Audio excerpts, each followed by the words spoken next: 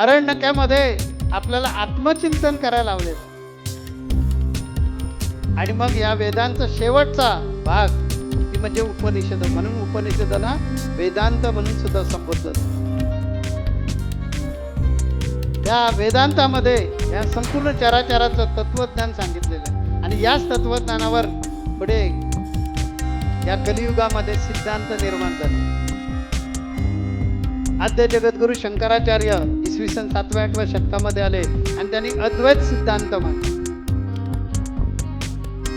त्यानंतर माधवाचार्य आले, त्यांनी द्वैत सिद्धांत मांडला. त्यानंतर मी ज्या आचार्य गादीचा उत्तराधिकारी आहे त्या रामानुजाचार्याने विशिष्ट अद्वैत सिद्धांत मांडला. अशा प्रकारची आमची ग्रंथ संपदा. तर ही ग्रंथ संपदा हळूहळू हळूहळू विकसित होत गेली. म्हणून ही भारतीय संस्कृती अनेक आक्रमणं झाली तरी जिवंत आहे. त्याचं कारण आमचा ज्ञानाचा समृद्ध साठा आहे.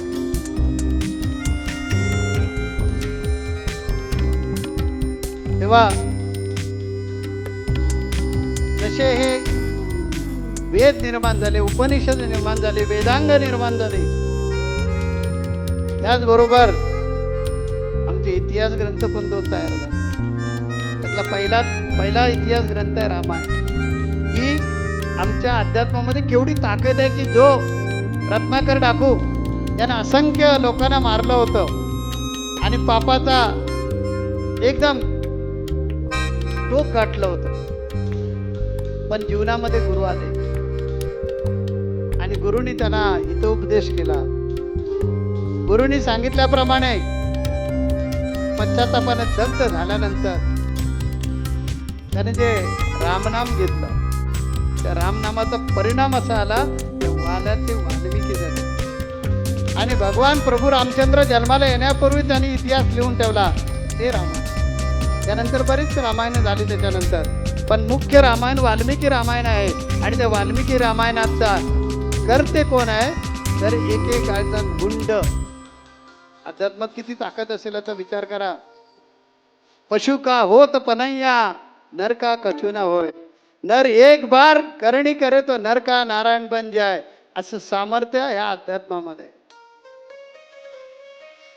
तर हे आमचे जे दोन इतिहास ग्रंथ तयार झाले, एक रामायण आणि दुसरा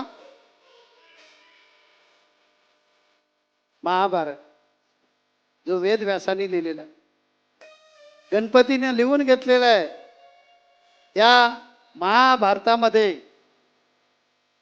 भगवान कृष्ण आणि अर्जुन हा प्रसंग आहे. ज्या वेळेला देवाने विचारलं की अर्जुनाला की अरे तुझा रथ कुठे उभा करू, त्या अर्जुनानं अतिशय सुंदर सांगितलं, देवा मग काय विचारता मला कुठे रथ उभा करू म्हणून. हा जीवनाचा रथच तुमच्या स्वाधीन केलेला आहे, तुम्हाला योग्य असेल त्या ठिकाणी उभा करा. आपण काय करतो माहितीये का, गुरूंचा अनुग्रह घेतो पण जीवनाचे लगाम जे आहेत ना सगळे आपल्या हातात ठेवतो. अर्जुनानं ते रथ आपल्या जीवनाचे लगामच देवाच्या हातात दिले होते. म्हणून शेवटच्या दिवशी काय केलं, भगवंतानं अर्जुनाला उतरवून घेतलं. भगवंत त्या रथावर उतरले आणि रथ पेटला. म्हणून आपल्या रथावर जोपर्यंत ते आरूढ आहेत तोपर्यंत जीवनाचं कल्याण करा.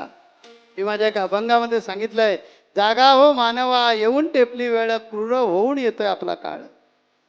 सुखी जीवन लाया त्रिगुण ही मिरची, माझे माझे म्हणून केलीच वेळ. माया हेच लिंबू मान ठाण खोबरे, भगवंत अशी पाहिला नाही वेळ. आता म्हणी नरेंद्र वेळ वाया घालवू नको, ते ईश्वर करीन तुझा खेळ.